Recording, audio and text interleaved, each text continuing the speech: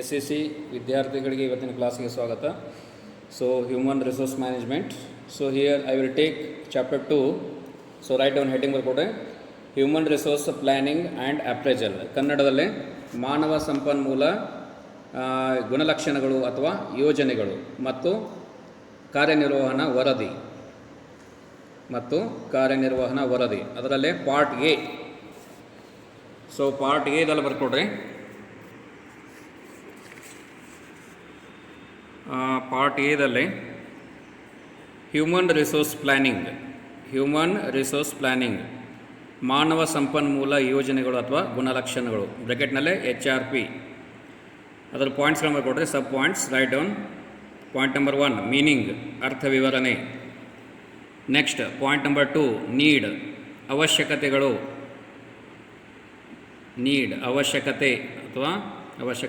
Next third point process, ವಿಧಾನಗಳು. 4ನೇ point responsibility for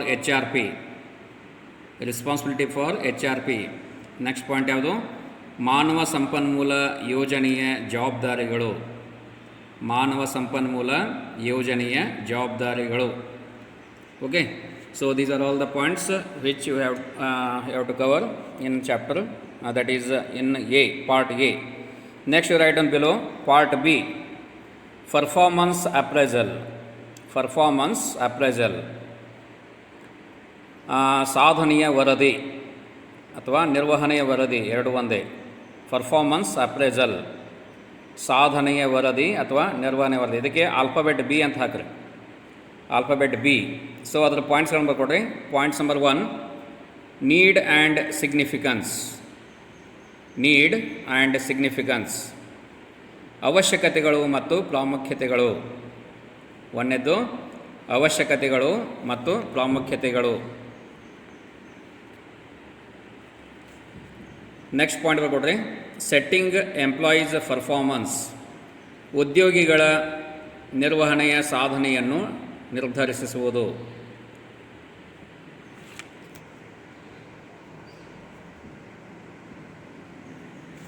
ಇನ್ನೊಮ್ಮೆ ಹೇಳ್ತೇನೆ.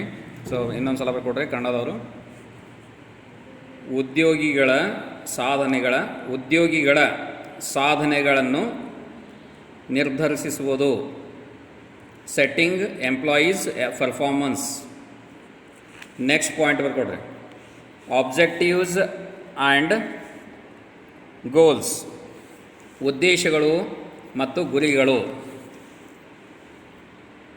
ಆಬ್ಜೆಕ್ಟಿವ್ಸ್ ಆ್ಯಂಡ್ ಗೋಲ್ಸ್, ಉದ್ದೇಶಗಳು ಮತ್ತು ಗುರಿಗಳು. ನೆಕ್ಸ್ಟ್ ಪಾಯಿಂಟ್ ಬರ್ಕೊಡ್ರಿ. Creating organisational conditions. Next point ಇದು organisational conditions for improving employee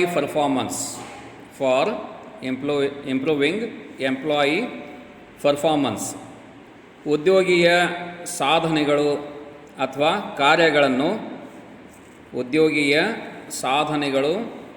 ಅಥವಾ ಕಾರ್ಯಗಳನ್ನು ಸಂಘಟನಾತ್ಮಕ ಸ್ಥಿತಿಗಳ ಮೇಲೆ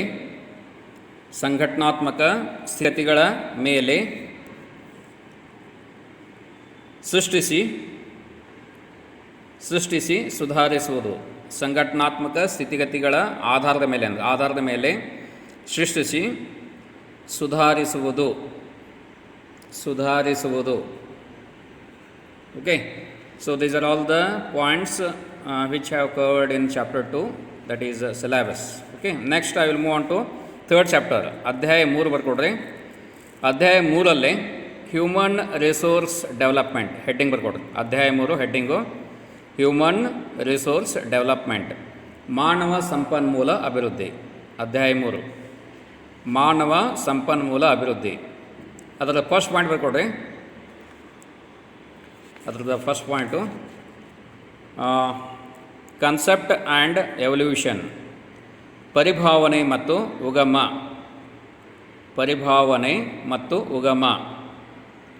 ಕನ್ಸೆಪ್ಟ್ ಆ್ಯಂಡ್ ಎವಲ್ಯೂಷನ್, ಪರಿಭಾವನೆ ಮತ್ತು ಉಗಮ. ನೆಕ್ಸ್ಟ್ ಎರಡನೇ ಪಾಯಿಂಟ್ ಬರ್ಕೊಡ್ರಿ.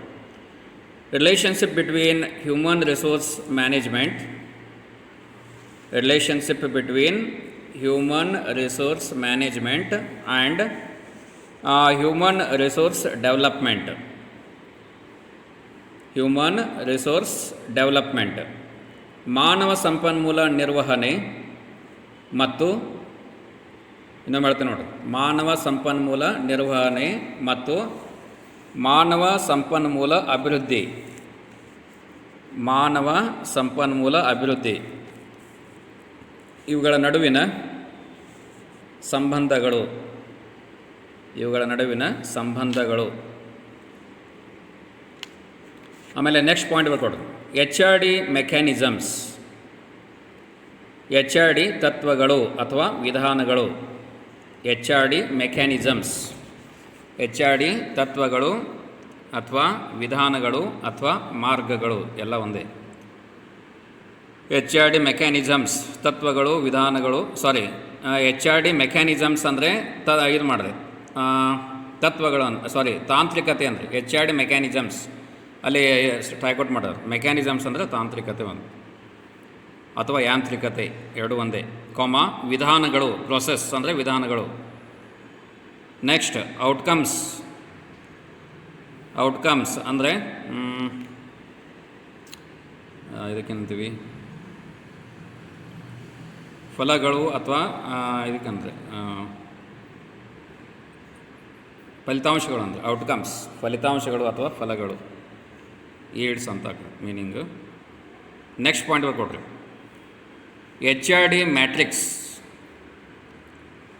HRD ಇದಕ್ಕೇನು ಅಂತೀವಲ್ಲ ಕನ್ನಡದಲ್ಲಿ, SLC ಕಲ್ತಿರಲ್ಲ ನೀವೇನದು ಮ್ಯಾಟ್ರಿಕ್ಸ್ಗೆ ಏನಂತೀವಿ ಹೇಳ್ರಿ?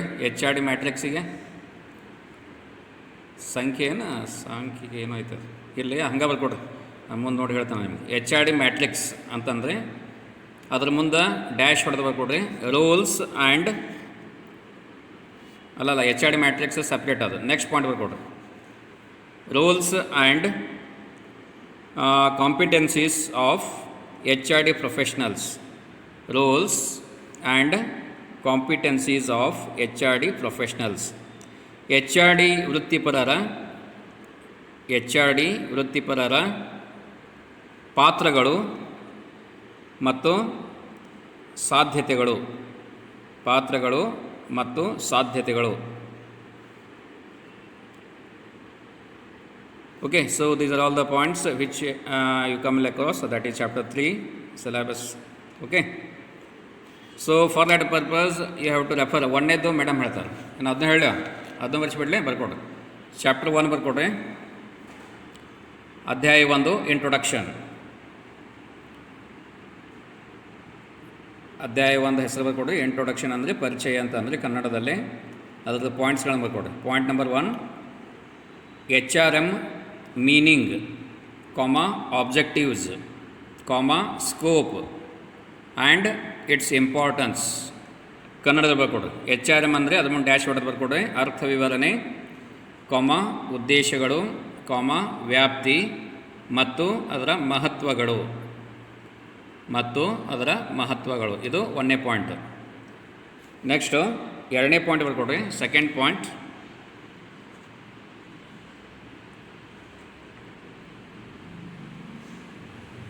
Functions of HRM. HRMನ ಕಾರ್ಯಗಳು. ಫಂಕ್ಷನ್ಸ್ ಆಫ್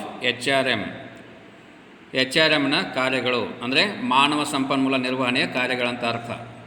ಸಿಂಪಲ್ ಒಳಗೆ HRM ಅಂತ ಅದಕ್ಕೆ. ಆಮೇಲೆ ನೆಕ್ಸ್ಟ್ ಬರ್ಕೊಡ್ರಿ ಥರ್ಡ್ ಪಾಯಿಂಟು. ಇದು 2ನೇದು ಮುಗೀತಲ್ಲ, 3ನೇ ಪಾಯಿಂಟ್ ಬರ್ಕೊಡ್ರಿ. Planning, recruitment and selection.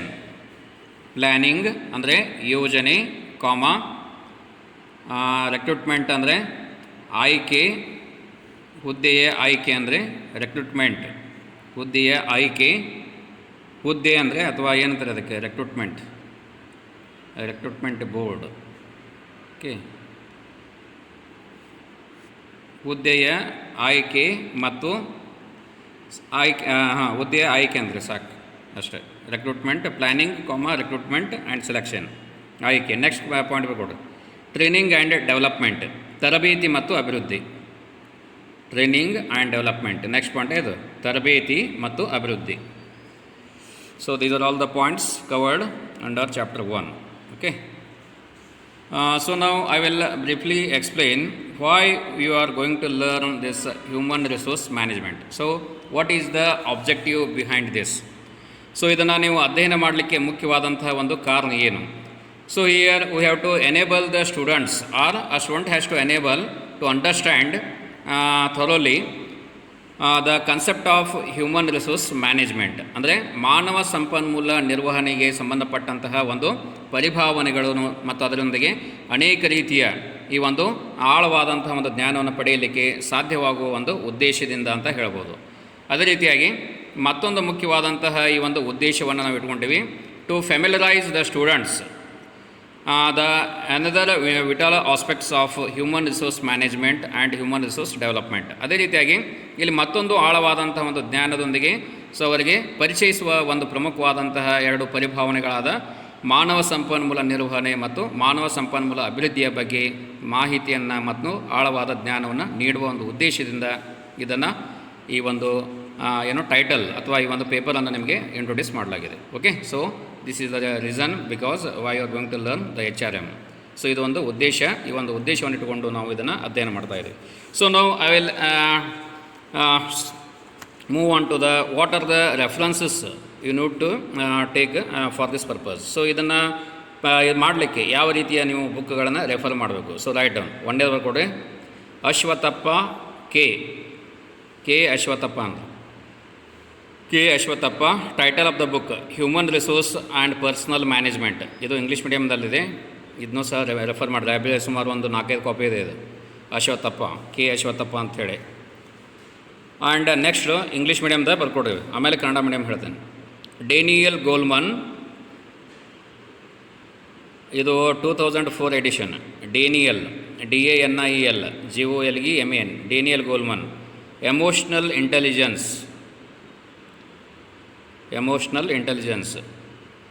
Okay, and next one ಅದು ಬೇಡ, ಇದೊಂದು ತೊಗೊಳ್ರಿ, Mamoria CB and SV Gankar. So text book of human resource management, Himalaya publishing house. ಇದು ನಿಮಗೆ ನೆಟ್ ಒಳಗೆ ಸಿಗ್ತದೆ, ಈಗ ಗೂಗಲಲ್ಲಿ ಸಿಗ್ತದೆ, ಅಲ್ಲಿ ಸರ್ಚ್ ಮಾಡಿರಿ. ಆಮೇಲೆ ಮತ್ತೊಂದು ಇಲ್ಲಿ ರೆಫರೆನ್ಸು, ಇವು ಸಾಕಿಷ್ಟು. ನಮ್ಮಲ್ಲಿ ಇದ್ದಿದ್ದು 2 ಅದಾವ ಬುಕ್. ಅಶ್ವತ್ಥಪ್ಪ ಅಂತ ಹೇಳಿ ಒಂದು ಬುಕ್ ಬರ್ತದೆ, ಅದೇ ರೀತಿಯಾಗಿ ಇದನ್ನು ಹೇಳಿಲ್ಲ, ಮೆಮೋರಿಯಾ ಇರ್ಬೋದು ಇದು, ಯಾಕಂದರೆ PG ಸಲುವಾಗಿ ತರಿಸಿದ್ದೀವಿ ಬುಕ್. ಸ್ವಲ್ಪ ನೀವು ಅಲ್ಲಿ ತಿಳ್ಬೇಕು. MA ಎಕನಾಮಿಕ್ಸ್ ರ್ಯಾಕ್ದೊಳಗೆ ನಿಮಗೆ ಇಲ್ಲಿ ಬುಕ್ಸ್ಗಳು ಸಿಗ್ತವೆ. ಇವನ್ ಕನ್ನಡ ಮೀಡಿಯಮ್ ಇದೆ, ಬರ್ಕೊಡ್ರಿ. ಕನ್ನಡ ಮೀಡಿಯಮ್ದಲ್ಲೇ ನೀವು ರೆಫರ್ ಮಾಡ್ತಕ್ಕಂಥ ಬುಕ್ಸು. ಸೊ KD ಬಸವ, ಮಾನವ ಸಂಪನ್ಮೂಲ ನಿರ್ವಹಣೆ, ಮತ್ತು ಅದೇ ರೀತಿಯಾಗಿ GB ಬೆಳಗಾರ್, ಡಾಕ್ಟರ್ GB ಬೆಳಗಾರ್, ಮಾನವ ಸಂಪನ್ಮೂಲ ನಿರ್ವಹಣೆ. ಇದು ಕನ್ನಡ ಮೀಡಿಯಮ್ದಲ್ಲೇ. ಇನ್ನು ಅದೇ ರೀತಿಯಾಗಿ ಇಂಗ್ಲೀಷ್ ಮೀಡಿಯಮ್ದಲ್ಲೇ KD ಬಸವನು ಬರೆದಿದ್ದಾರೆ. ಆಮೇಲೆ ಅದರೊಂದಿಗೆ ಯಾವುದು author name doctor GB Belagar, human resource management. And also a book was written by HR Krishnaiah Gowda, both Kannada and English medium. Okay, so these are all the available books in a library. ಇವೆಲ್ಲ library ಒಳಗದಾವ, ಕೇಳಿ ತಿಳ್ಕೊಡ್ರಿ. In case ಸಿಗಲಿಲ್ಲ ಅಂದ್ರೆ ನೀವು ಹೊರಗಡೆ ಸಹ refer ಮಾಡ್ಬೋದು. Okay, so I will suggest GB Belagar book. So this book is very very good and comprise all the contents of all the 3 chapters. ಯಾವುದು ಇನ್ ಕನ್ನಡ ಮೀಡಿಯಮ್ಸ್. ಈ ಬುಕ್ಕನ್ನು ನೀವು ರೆಫರ್ ಮಾಡಿ. ಲೈಬ್ರರಿಯಲ್ಲಿ ಸುಮಾರು ಒಂದು 4-5 ಕಾಪಿ ಇರ್ಬೋದು, ಹೆಚ್ಚಿಗೇನಿಲ್ಲ ಇದು. ಆಮೇಲೆ ಅದೇ ರೀತಿ ಇಂಗ್ಲೀಷ್ ಮೀಡಿಯಮ್ ಇದ್ದವರು ಈ ಬುಕ್ಕನ್ನು ರೆಫರ್ ಮಾಡಿ, human resource management GB Belagar. So it has all the points. Okay, as per RCU. So 2 ಬುಕ್ಕನ್ನು ರೆಫರ್ ಮಾಡಿ. ಸೊ ನಾವು I will start with the first point.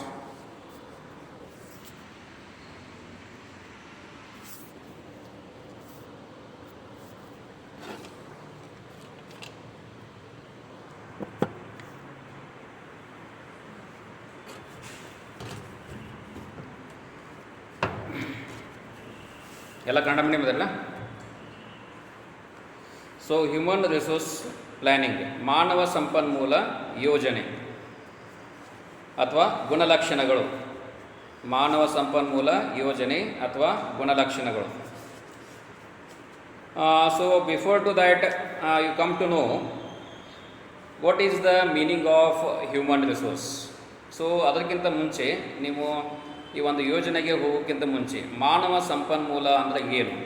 So ಈಗ ಮಾನವ ಸಂಪನ್ಮೂಲದ ಈ ಒಂದು ಅವಶ್ಯಕತೆ ಮತ್ತು ಅದೇ ರೀತಿಯಾಗಿ ಆ ಒಂದು ಪರಿಭಾವನೆಯ ಒಂದು ಪ್ರತಿಯೊಂದು ವರ್ಡ್ ಅದು ಏನೇನು ತಿಳಿಸ್ತದೆ ಅನ್ನೋದನ್ನು ಈ ಒಂದು ಭಾಗದಲ್ಲಿ ನೀವು ತಿಳ್ಕೊಳ್ಬೋದು. ಸೊ ಈಗ ಮಾ ಅಂದ್ರೇನು, ಮಾದರಿಗೊಳಿಸುವುದಂತ ಅಂದರೆ ಇದಕ್ಕೇನಂತೀವಿ. ಅದೇ ರೀತಿಯಾಗಿ ನ ಅಂದ್ರೇನು, ನವೀನತೆಯನ್ನು ತರುವುದು ಅಂತ. ನ ಅಂದರೆ ನವೀನತೆಯನ್ನು ತರುವುದು. ಅದೇ ರೀತಿಯಾಗಿ ಅಂದರೆ ವ್ಯವಸ್ಥೆಗೊಳಿಸುವುದು. ಇದಕ್ಕೇನಂತೀವಿ, ಮಾನವ ಅಂತ ನಾವು ಕರಿತೀವಿ. ಸೊ ಮಾನವರು ಅಂದ್ರೇನು. ಸೊ ಮಾನವ ಅಂದರೆ ಯಾರು? ಮಾನವ ಅಂದರೆ ಮನುಷ್ಯ. ಸೊ ಮಾನವದ ಈ ಒಂದು ವಿಸ್ತಾರ ಪದವನ್ನು ನಾವು ಯಾವ ರೀತಿಯಾಗಿ ಮಾನವ ಸಂಪನ್ಮೂಲದಲ್ಲಿ ಇದನ್ನು ವಿಸ್ತರಿಸಬಹುದು, ಅದಕ್ಕೆ ಅರ್ಥವನ್ನು ಕೊಡಬಹುದು. ಮಾನವ ಅಂದರೆ ಏನಪ್ಪ? ಮಾನವ ಅಂದರೆ ಅವನು ಮಾದರಿಬದ್ಧವಾದಂತಹ ಒಬ್ಬ ಮನುಷ್ಯ ಅಥವಾ ಒಂದು ಪ್ರಾಣಿ ಅಂತ ಸಹ ಹೇಳ್ಬೋದು. ಓಕೆ, ಮಾನವನು ಒಂದು ಸಂಘಜೀವಿ, ಒಂದು ಪ್ರಾಣಿ ಅದು ಸಹ. ಅದೇ ರೀತಿಯಾಗಿ ಅವನು ಮಾದರಿಯುಕ್ತವಾದಂಥ ಒಬ್ಬ ವ್ಯಕ್ತಿಯಾಗಿದ್ದಾನೆ ಅಂತ ಹೇಳ್ಬೋದು. ಅದೇ ರೀತಿಯಾಗಿ ನ ಅಂದ್ರೇನು, ಅವನು ಯಾವತ್ತಲೂ ಹೊಸತನ್ನು ರೂಢಿಸಿಕೊಳ್ತಾನೆ. ಸೊ ಯಾವತ್ತಲೂ ಹೊಸತನ್ನು ಬಯಸ್ತಾನೆ ಅಂತ ಹೇಳ್ಬೋದು. ಅದೇ ರೀತಿಯಾಗಿ ಅದನ್ನು ವ್ಯವಸ್ಥಿತವಾದಂತಹ ಒಂದು ಶಿಸ್ತುಬದ್ಧವಾದಂಥ ರೀತಿಯಲ್ಲಿ ಅದು ಮುಂದುವರಿಸಿಕೊಂಡು ಹೋಗುವುದು. ಇದಕ್ಕೆ ನಾವೇಂತೀವಿ, ಮಾನವ ಅಂತ ನಾವಿಲ್ಲಿ ಕರಿತೀವಿ. ಓಕೆ, ಸೊ ಈಗ ನಿಮಗೆ ಗೊತ್ತಾಯಿತು ಮಾನವ ಅಂದರೆ. ಇನ್ನು ನೆಕ್ಸ್ಟ್ ಬರ್ತಕ್ಕಂಥದ್ದು ಸಂಪನ್ಮೂಲ. ಕೇಳ್ತಾರೆ, ಬರ್ಕೊಡ್ರಿ ಪಾಯಿಂಟ್ಸ್. ಸಂಪನ್ಮೂಲ ಅಂದರೆ ಸಂಪನ್ಮೂಲ ಅಂದರೆ ಸಮ್ ಅಂದರೆ ಏನು? ಸಂಘಟನೆಯನ್ನು ನಿರ್ಮಿಸುವುದು. ಅಂದರೆ ಸಂಘಟನೆಯನ್ನು ನಿರ್ಮಿಸುವುದು. ಆಮೇಲೆ ಪ ಅಂದರೆ ಪರಿಣತಗೊಳಿಸುವುದು. ಪರಿಣತಗೊಳಿಸುವುದು. ಆಮೇಲೆ ನು ಅಂದರೆ ನೂರ್ಮಡಿಯಾಗಿ ಬೆಳೆಸುವುದು. ಅಂದರೆ ನೂರ್ಮಡಿಯಾಗಿ ಬೆಳೆಸುವುದು. ಲ ಅಂದರೆ ಲಕ್ಷ್ಯ ಬಿಟ್ಟು ಸಾಗುವುದು. ಇದಕ್ಕೆ ಸಂಪನ್ಮೂಲ ಅಂತ ಕರಿತೀವಿ. ಅಂದರೆ ಮಾನವ ಸಂಪನ್ಮೂಲದ ಅರ್ಥ ನೋಡಲಿ ಇನ್ನೊಮ್ಮೆ ಹೇಳಿ. ಸಂಪನ್ಮೂಲ ಸಂಘಟನೆ ನಿರ್ಮಿಸುವುದು. ಅಂದರೆ ಸಂಘಟನೆ ನಿರ್ಮಿಸುವುದು. ಕೆಳಗಡೆ ಅದರ ಮುಂದೆ ಡ್ಯಾಶ್ ಕೊಡ್ರಿ. ಡ್ಯಾಶ್ ಹೊಡೆಗೆ ಪರಿಣತಗೊಳಿಸುವುದು. ಅಂದರೆ ನೂರ್ಮಡಿಯಾಗಿ ಬೆಳೆಸುವುದು. ಅಂದರೆ ಲಕ್ಷ್ಯ ಬಿಟ್ಟು ಸಾಗುವುದು. ಸೊ ಈ ರೀತಿಯಾಗಿ ನಾವು ಮಾನವ ಸಂಪನ್ಮೂಲದ ಒಂದು ವಿಸ್ತೃತವಾದಂತಹ ಪದದ ಅರ್ಥವನ್ನು ಎಲ್ಲಿ ಮಾನವ ಸಂಪನ್ಮೂಲ ನಿರ್ವಹಣೆಯ ಒಂದು ವ್ಯಾಖ್ಯಾನವನ್ನು ಹೇಳ್ತಕ್ಕಂಥ ಸಂದರ್ಭದಲ್ಲಿ ಇಲ್ಲಿ ನಾವು ನೋಡಬಹುದು. ಈಗ ನಾವು ಇತಿಹಾಸವನ್ನು ನೋಡಿದಾಗ, ಇತಿಹಾಸದ ಪುಟಗಳನ್ನು ತಿರುವಾಗಿ ನೋಡಿದಾಗ ಜಗತ್ತಿನ ಪ್ರತಿಯೊಂದು ದೇಶಗಳಲ್ಲಿ ನೋಡ್ತಾ ಇದ್ದೀವಿ ಮಾನವ ಸಂಪನ್ಮೂಲ ನಿರ್ವಹಣೆ ಇದು ಹೆಚ್ಚು ಮಹತ್ವವನ್ನು ಪಡೆದಂತಹ ಒಂದು ಪರಿಭಾವನೆಯಾಗಿದೆ ಅಂತ ಹೇಳ್ಬೋದು. ಸೊ ಈಗ ಆರ್ಥಿಕ ಸಾಹಿತ್ಯದಲ್ಲಿ ಅನೇಕ HRM is very very important branch of economics.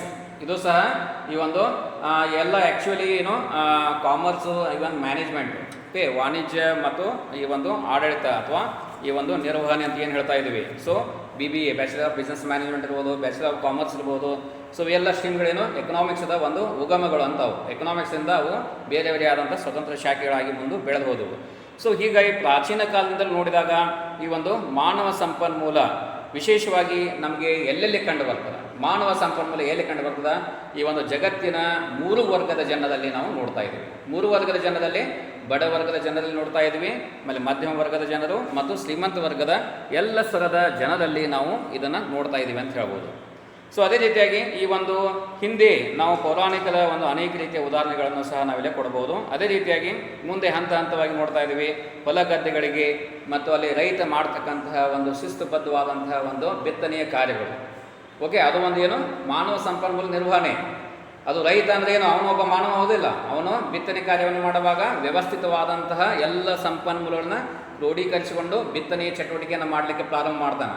ಒಂದು ಇಲ್ಲದೆ ಮತ್ತೊಂದನ್ನು ಮಾಡಲಿಕ್ಕೆ ಸಾಧ್ಯವಿಲ್ಲ. ಸೊ ಹೀಗಾಗಿ ಅದು ಒಂದು ಮುಖ್ಯವಾದಂತಹ ಒಂದು, ಅಂದರೆ ಇಲ್ಲಿ ಯಾವ ರೀತಿಯಾಗಿ ಅದರ ಒಂದು ಪ್ರಾಚೀನ ಕಾಲದಿಂದ ಹಿಡಿದು ಮುಂದೆ ಹಂತ ಹಂತವಾಗಿ ಯಾವ ರೀತಿಯಾಗಿ ಬೆಳೆದು ಬಂತಂತ. ಮುಂದೆ ದೇಶಗಳು ಬೆಳೆದು ಶಿಕ್ಷಣ ಎಲ್ಲ ರೀತಿಯ ಸೌಲಭ್ಯಗಳನ್ನು ಪಡೆದ ನಂತರ ಮುಂದೆ ಏನಾಯಿತು, ಟೀಚರ್ಸ್ಗಳು, ಅದೇ ರೀತಿಯಾಗಿ ಈ ಒಂದು ಉನ್ನತ ಶಿಕ್ಷಣದಲ್ಲಿ ನೋಡ್ತಾ ಇದ್ದೀವಿ ವೈದ್ಯರು ಇರ್ಬೋದು, ಇಂಜಿನಿಯರು, ಆಮೇಲೆ ಟೆಕ್ನಿಷಿಯನ್ಸ್ ಇರ್ಬೋದು, ಯೋಗಿಗಳು, ಅದೇ ರೀತಿಯಾಗಿ ಸಂಗೀತಗಾರರು, ಅನೇಕರು ಸಹ ಈ ಒಂದು ವಿಸ್ತೃತವಾದಂತಹ ಒಂದು ಒಂದು ಉತ್ಕರ್ಷಕ್ಕೆ ಅವರು ಹೋದ್ರು ಅಂತ ಹೇಳ್ಬೋದು. ಅಂದರೆ ಈ ಒಂದು ಹೊಸ ಒಂದು ವ್ಯಾಪ್ತಿಗೆ ಅವರನ್ನು ತೆಗೆದುಕೊಂಡು ಹೋಗಲಾಗಿದೆ ಅಂತ ಹೇಳ್ಬೋದು. ಸೊ ಹೀಗಾಗಿ ಹೊಸ ವ್ಯಾಪ್ತಿ ಬೆಳೆದಂತೆ ಅಲ್ಲಿ ಏನಾಯಿತು, ಮಾನವ ಸಂಪನ್ಮೂಲದ ಒಂದು ಅಭಿವೃದ್ಧಿ ಬೆಳೀತಾ ಹೋಯಿತು. ಓಕೆ, ಅದು ಬೆಳವಣಿಗೆ ಹೊಂತಾ ಹೋತು ಅಂತ ಹೇಳ್ಬೋದು. ಹಂತವಾಗಿ ಮುಂದೆ ಇದೇ ಒಂದು ಸಂಪನ್ಮೂಲವಾಗಿ ಈ ಒಂದು ಪ್ರತಿಬಿಂಬ ಅಂತ ಹೇಳ್ಬೋದು. ಅಂದರೆ ಅಲ್ಲಿ ಬರ್ತಕ್ಕಂತಹ ಎಲ್ಲ ವಿಷಯಗಳ ಸಂಗ್ರಹವಾದ ಅಂಶಗಳು ಏನು ಕಂಡು ಬರ್ತವೆ, ಅದೇ ಸಂಪನ್ಮೂಲ ಅಂತ ನಾವು ಹೇಳ್ಬೋದು. ಓಕೆ, ಈಗ ಒಂದು ಎಕ್ಸಾಂಪಲ್, ಈಗ ಒಬ್ಬ ರೈತ ಒಂದು ಬಿತ್ತನೆ ಕಾರ್ಯವನ್ನು ಮಾಡ್ತಾನಂದರೆ ಅಲ್ಲಿ ಏನೇನು ಬೇಕು, ಅವನಿಗೆ ಏನು ಸಂಪನ್ಮೂಲಗಳ ಒಂದು ಅವಶ್ಯಕತೆ ಇದೆ, ಅದನ್ನು ವ್ಯವಸ್ಥಿತವಾಗಿ ಮಾದರಿಯುಕ್ತವಾಗಿ ವ್ಯವಸ್ಥಿತವಾಗಿ ಅಲ್ಲಿ ಹೊಸತನ್ನು ಅಳವಡಿಸಿಕೊಂಡು ಅಲ್ಲಿ ಬಿತ್ತನೆ ಚಟುವಟಿಕೆಗಳನ್ನು ಮಾಡ್ತಕ್ಕಂತಹ ಒಂದು ಪ್ರಮುಖವಾದಂತಹ ಒಂದು ಕಾರ್ಯವನ್ನು ಅವನು ಮಾಡ್ತಾನಂತ ಹೇಳ್ಬೋದು. ಸೊ ಈ ರೀತಿಯಾಗಿ ಹೊಸ ವಸ್ತುಗಳ ವ್ಯವಸ್ಥಿತವಾದಂತಹ ನಿರ್ವಹಣೆಗಳ ಒಂದು ಪ್ರತಿಬಿಂಬವೇ ಮಾನವ ಸಂಪನ್ಮೂಲವಾಗಿದೆ ಅಂತ ನಾವು ಹೇಳ್ಬೋದು. ಓಕೆ, ಹೊಸತನ್ನು ಬೆಳೆಸಿಕೊಂಡು ಹೋಗೋದು, ಹೊಸ ವಿಷಯಗಳನ್ನು ಸಂಗ್ರಹಿಸಿಕೊಂಡು ಹೋಗೋದು, ಅವುಗಳನ್ನು ವ್ಯವಸ್ಥಿತವಾದಂಥ ಒಂದು ಮಾದರಿಯ ಒಂದು ರೂಪದಲ್ಲಿ ಹೊಸತನ್ನು ಕೊಟ್ಟು ಅವುಗಳನ್ನು ವ್ಯವಸ್ಥಿತವಾಗಿ ನಡೆಸಿಕೊಂಡು ಹೋಗುವುದೇ ಮಾನವ ಸಂಪನ್ಮೂಲವಾಗಿದೆ ಅಂತ ಹೇಳ್ಬೋದು. ಸೊ ಹೀಗಾಗಿ ಈ ಒಂದು ವಿಶಾಲವಾದಂತಹ ಒಂದು ತಳಹದಿಯ ಒಂದು ವ್ಯಾಪ್ತಿಯಲ್ಲಿ ನೋಡಿದಾಗ ನಾವು ಈಗ ಕಾರ್ಮಿಕ ಸಂಘಟನೆಗಳನ್ನು ಸಹ ಹೇಳ್ತವೆ. ಕಾರ್ಖಾನೆಗಳಲ್ಲಿ ಕೆಲಸ ಮಾಡ್ತಕ್ಕಂಥ ಒಂದು ಕಾರ್ಮಿಕ ನೌಕರರು ಇರ್ಬೋದು, ಅದೇ ರೀತಿಯಾಗಿ ಈ ಒಂದು ಅನೇಕ ರೀತಿಯ ಇಲಾಖೆಗಳಲ್ಲಿ ಕೆಲಸ ಮಾಡ್ತಕ್ಕಂಥ ಇರ್ಬೋದು, ಆಮೇಲೆ ಅದೇ ರೀತಿಯಾಗಿ ವಿದ್ಯಾರ್ಥಿಗಳಿರ್ಬೋದು, ಅದೇ ರೀತಿಯಾಗಿ ಅನೇಕ ರೀತಿಯ ಒಂದು ವ್ಯವಸ್ಥಾಪಕ ಆಡಳಿತ ಮಂಡಳಿಗಳಿರ್ಬೋದು. ಸೊ ಇವರೆಲ್ಲರಿಗೆ ವ್ಯವಸ್ಥಿತವಾದಂತಹ ಒಂದು ಏನು ಬೇಕು, ಕ್ರಮಬದ್ಧವಾದಂತಹ ಒಂದು ನಿರ್ವಹಣೆ ಚಟುವಟಿಕೆಗಳು ಅವರಿಗೆ ಬೇಕಾಗ್ತದೆ, ವೇಳಾಪಟ್ಟಿ ಬೇಕಾಗ್ತದೆ. ಓಕೆ, ಟೈಮ್ ಟೇಬಲ್ ಬೇಕಾಗ್ತದೆ. ಸೊ ನಿಮಗೆ ಟೈಮ್ ಟೇಬಲ್ ಕೊಡ್ತಾ ಇದ್ದಾಗ ಮನುಷ್ಯ ಬಂದಂಗೆ ಅದನ್ನು ಬಾ ಅಂತ ಹೇಳಿದರೆ ಏನಾಗ್ತದೆ? ಸೊ ಅದು ಮಾನವ ಸಂಪನ್ಮೂಲದ ಒಂದು ನಿರ್ವಹಣೆ ಆಗುವುದಿಲ್ಲ, ಅದು ವಿದ್ಯಾರ್ಥಿಗಳ ಒಂದು ವಿದ್ಯಾರ್ಜನೆಗೆ ಸಹಕಾರಿಯಾಗುವುದಿಲ್ಲ. ಸೊ ಅದನ್ನು ಸರಿಯಾಗಿ ನಾವು ರೂಢಿಸಬೇಕು, ವ್ಯವಸ್ಥಿತವಾಗಿ ಮಾಡ್ಕೊಂಡು ಹೋಗಬೇಕು. ಆದ್ದರಿಂದ ಈ ಒಂದು ಹಿನ್ನೆಲೆಯಲ್ಲಿ ಮಾನವ ಸಂಪನ್ಮೂಲ ಎಂಬ ಪರಿಭಾವನೆ ಹೆಚ್ಚು ಮಹತ್ವವನ್ನು ಪಡೆದಿದೆ ಮತ್ತು ಹೆಚ್ಚು ಈ ಒಂದು not only in India, so ಇದು ಅಂದರೆ ಇಡೀ ವಿಶ್ವದಾದ್ಯಂತ ಇದು ಹೆಚ್ಚು ಮಹತ್ವವನ್ನು ಪಡೆದಿದೆ ಅಂತ ನಾವು ಹೇಳ್ಬೋದು. ಸೊ ಒಟ್ಟಾರೆಯಾಗಿ ನಾವು ಹೇಳ್ತಾ ಇದ್ದೀವಿ, ಇಲ್ಲಿ ವಿಶೇಷವಾಗಿ ಒಂದು ಯೋಗ್ಯವಾದಂತಹ ಒಂದು ಗುಣಾತ್ಮಕ ಮತ್ತು ಅದೇ ರೀತಿಯಾಗಿ ಪ್ರಮಾಣಾತ್ಮಕ ಈ ಒಂದು ಮಾನವನ ಸ್ವತ್ತು ಮತ್ತು ಅವನ ಒಂದು ಆಸ್ತಿ, ಅದೇ ಮಾನವ ಸಂಪನ್ಮೂಲವಾಗಿದೆ ಅಂತ ಹೇಳ್ಬೋದು. ಮಾನವನಲ್ಲಿ ಇರ್ತಕ್ಕಂತಹ ಒಂದು ಗುಣಾತ್ಮಕ ಚಟುವಟಿಕೆಗಳು, ಸ್ವಭಾವಗಳು, ಅವ್ರು ಮಾಡ್ತಕ್ಕಂಥ ಒಂದು ಕೌಶಲ್ಯತೆಗಳು, ಅವುಗಳ ಒಂದು ಯೋಗ್ಯ ಒಂದು ಪ್ರಮಾಣಕ್ಕೆ ಅನುಗುಣವಾಗಿ ಇರತಕ್ಕಂತಹ ಒಂದು ಸ್ವತ್ತು ಮತ್ತು ಅದಕ್ಕೆ ಆ ಸ್ವತ್ತಿಗೆ ಏನಂತೀವಿ, ಮಾನವರ ಒಂದು ಆಸ್ತಿ ಅಂತ ಹೇಳ್ತೀವಿ. ಆ ಮಾನವರ ಆಸ್ತಿಯೇ ಮಾನವ ಸಂಪನ್ಮೂಲವಾಗಿದೆ ಅಂತ ನಾವು ಅದನ್ನು ವಿವರಣೆ ಮಾಡಬಹುದು. ಈಗ ಪ್ರಮಾಣಾತ್ಮಕ ಸಿಬ್ಬಂದಿ ಯಾವ ಕಂಪನಿಗಳಲ್ಲಿ ನೋಡ್ತಾ ಇದ್ದೀವಿ, ಒಳ್ಳೆಯ ಗುಣಾತ್ಮಕವಾದಂತಹ ಒಳ್ಳೆಯ ಜ್ಞಾನವನ್ನು ಹೊಂದಿದಂತಹ ಮಹಾವಿದ್ಯಾಲಯಗಳಲ್ಲಿ ಒಳ್ಳೆಯ ಜ್ಞಾನವನ್ನು ಹೊಂದಿದಂತಹ ಸಿಬ್ಬಂದಿ ಇರ್ತಾರೋ ಅಥವಾ ಈ ಒಂದು ಶಿಕ್ಷಕ ವರ್ಗ ಇರ್ಬೋದು, ಆ ಒಂದು ಮಹಾವಿದ್ಯಾಲಯ ಎಲ್ಲದರಲ್ಲಿಯೂ ಮುಂದೆ ಒಯ್ತಾ ಹೋಗ್ತದೆ ಅಂತ ಹೇಳ್ಬೋದು. ಅಂದರೆ ಅಲ್ಲಿ ಗುಣಾತ್ಮಕವಾದಂತಹ ಒಂದು ಸಿಬ್ಬಂದಿ ಪ್ರಮಾಣಾತ್ಮಕವಾದಂತಹ ಒಂದು ಅಂಕಿ ಅಂಶಗಳಲ್ಲಿ ಹೆಚ್ಚು ಇರಬೇಕು. ಅಂದಾಗ ಆ ಒಂದು ಮಹಾವಿದ್ಯಾಲಯ ಇರ್ಬೋದು, ಆ ಒಂದು ಸಂಘ ಸಂಸ್ಥೆಗಳಿರ್ಬೋದು, ಹೆಚ್ಚು ಚಾತುರ್ಯತೆಯಿಂದ ಸಾಮರ್ಥ್ಯಗಳಿಂದ ತಮ್ಮ ಕೆಲಸ ಕಾರ್ಯಗಳನ್ನು ನಿರ್ವಹಿಸಿಕೊಂಡು ಹೋಗ್ತಾವೆ ಅಂತ ಹೇಳ್ಬೋದು. ಸೊ ಈ ಒಂದು ಹಿನ್ನೆಲೆಯನ್ನು ಇಟ್ಟುಕೊಂಡು ನಾವು ಈ ಒಂದು ಮಾನವ ಸಂಪನ್ಮೂಲದ ಬಗ್ಗೆ ಅನೇಕ ರೀತಿಯ ಒಂದು ವ್ಯಾಖ್ಯಾನಗಳನ್ನು ಮಾಡಲಾಗಿದೆ. ಸೊ ಯಾವ ರೀತಿಯ ವ್ಯಾಖ್ಯಾನಗಳನ್ನು ಮಾಡ್ಬೋದು? ಸೊ ಇಷ್ಟೆಲ್ಲ ನೀವು ಏನು ತಿಳ್ಕೊಂಡ್ರೆ, ಮಾನವ ಸಂಪನ್ಮೂಲ ಈ ಒಂದು ಪರಿಭಾವನೆ, ಇದರ ಒಂದು ಹಿನ್ನೆಲೆ ಏನು, ಇತಿಹಾಸ ಏನು, ಅದರ ಅರ್ಥ ಏನು ಅನ್ನೋದನ್ನು ತಿಳ್ಕೊಂಡ್ರೆ, ಈಗ ಮುಂದಿನ ಭಾಗದಲ್ಲಿ ಏನು ಬರ್ತದೆ ಬರ್ಕೊಡ್ದಲ್ಲಿ ಪರಿಚಯ ಒಂದು ಆಯ್ತಿಲ್ಲ ಫಸ್ಟ್ ಪಾಯಿಂಟ್, ಅಲ್ಲಿ ಏನೇನು ತಿಳ್ಕೊಂಡ್ರೆ ಪಾಯಿಂಟ್ಸ್ಗಳು ನೋಟ್ ಡೌನ್ ಮಾಡ್ಕೋಬೇಕು ಇಮಿಡಿಯೇಟ್. ಏನೇನು ತಿಳ್ಕೊಂಡಲ್ಲೇ ಪಾಯಿಂಟ್ ನಂಬರ್ 1 ಮಾನವ ಸಂಪನ್ಮೂಲ ನಿರ್ವಹಣೆಯ ಹಿನ್ನೆಲೆ ಅಥವಾ ಇತಿಹಾಸ,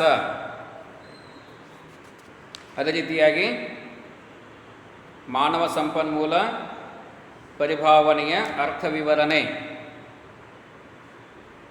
ಓಕೆ, ಇನ್ನು ನೆಕ್ಸ್ಟ್ ಬರ್ತಕ್ಕಂಥದ್ದು ಮಾನವ ಸಂಪನ್ಮೂಲ ನಿರ್ವಹಣೆಯ ವ್ಯಾಖ್ಯೆಗಳು. ಯಾವುದಕ್ಕೆ ನಾವು ಮಾನವ ಸಂಪನ್ಮೂಲ ಅಂತ ಕರಿತೀವಿ? ಸೊ ಅನೇಕರು ಇಲ್ಲಿ ತಮ್ಮದೇ ಆದಂತಹ ಒಂದು ವ್ಯಾಖ್ಯೆಗಳನ್ನು ನೀಡಿದ್ದಾರೆ. ಸೊ ಅದರಲ್ಲಿ ಮುಖ್ಯರಾದಂತಹ 2-3 ಜನರ ಒಂದು ಅರ್ಥಗಳನ್ನು ಇಲ್ಲಿ ಹೇಳ್ಬೋದು ಅಥವಾ ವ್ಯಾಖ್ಯೆಗಳನ್ನು ಇಲ್ಲಿ ಕೊಡ್ಬೋದು. ಸೊ ಅಲ್ಲಿ ಮೊದಲನೇದಾಗಿ ಹೇಳ್ತಾರೆ ಮೈಕಲ್ ಜೆ ಜೋಶಿಯಸ್ ಇವರ ಪ್ರಕಾರ, ಇವೆಲ್ಲ ಕೇಳ್ತಾರೆ, ವೆರಿ ಇಂಪಾರ್ಟೆಂಟ್ ಮಾರ್ಕ್ಸ್, ಇವು 2 ಮಾರ್ಕ್ ಕ್ವಶನ್ಸ್ ಬರ್ತದ ನಿಮ್ಮ ಸೆಮ್ ಎಕ್ಸಾಮ್ದಲ್ಲೇ, ಇವನ್ ಆಲ್ಸೋ ಟೆಸ್ಟ್ದಲ್ಲಿ ಸಹ ಬರ್ಬೋದು. ಮೈಕಲ್ ಜೆ ಜೋಶಿಯಸ್ ಪ್ರಕಾರ ಮಾನವ ಸಂಪನ್ಮೂಲ ಎಂದರೆ ವಾಟ್ ಈಸ್ ಹ್ಯೂಮನ್ ರಿಸೋರ್ಸ್ ಅಂತ ಕ್ವಶನ್ ಬರ್ತದೆ. ಮಾನವ ಸಂಪನ್ಮೂಲ ಎಂದರೆ ಶಾರೀರಿಕ, ಸಾಮಾಜಿಕ, ಮನೋವೈಜ್ಞಾನಿಕ ಮತ್ತು ನೈತಿಕ ಪರಸ್ಪರ ಅವಲಂಬಿತವಾದ ಮತ್ತು ಒಂದಕ್ಕೊಂದು ಪ್ರತಿಕ್ರಿಯಿಸುವಂತಹ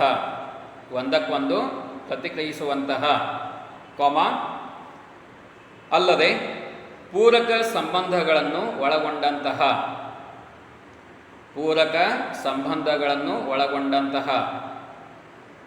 ಅಂಗಗಳನ್ನು ಮಾನವ ಸಂಪನ್ಮೂಲ ಎಂದು ಕರೆಯಲಾಗುತ್ತದೆ. ಈ ವ್ಯಾಖ್ಯೆಯ ಪ್ರಕಾರ ಒಂದು ಸಂಸ್ಥೆಯಲ್ಲಿನ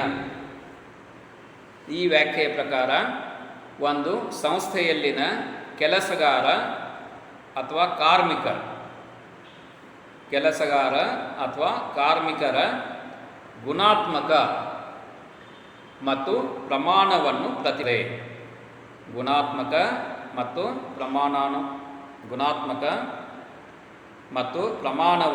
ಪ್ರತಿಬಿಂಬಿಸುತ್ತದೆ.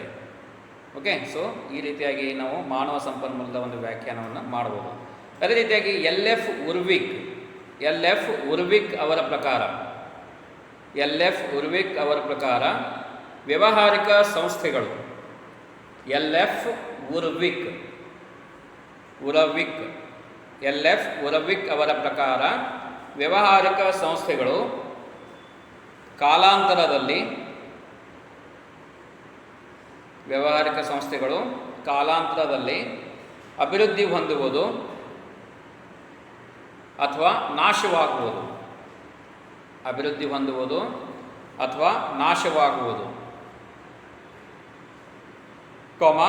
ಪೇಟೆ, ಬಂಡವಾಳ, ಯಂತ್ರೋಪಕರಣಗಳು, ಸನ್ನದುಗಳು ಅಂದರೆ ಪೇಟೆಂಟ್ಸ್ ಅಂದರೆ ಹಕ್ಕುಗಳಂತ, ಸನ್ನದುಗಳು ಜಗತ್ತಿನ ಹಾಕೋದು ಪೇಟೆಂಟ್ಸ್ ಮೊದಲಾದವುಗಳಿಂದಲ್ಲ ಅಂದರೆ ಅಭಿವೃದ್ಧಿಗೆ ಬರುವುದು ಅಥವಾ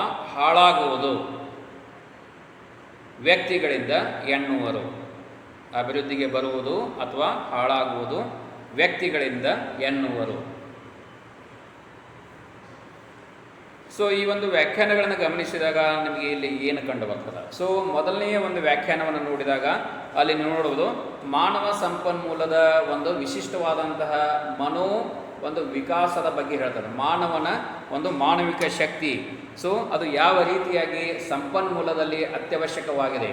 ಮಾನವನ ಒಂದು ಮನೋವಿಕಾಸ ಅಥವಾ ಅವನ ಒಂದು ನೈತಿಕ ಸಾಮರ್ಥ್ಯತೆ ಹೆಚ್ಚಿಗೆ ಇದ್ದಾಗ ಅವನ ಈ ಒಂದು ಏನಂತೀವಿ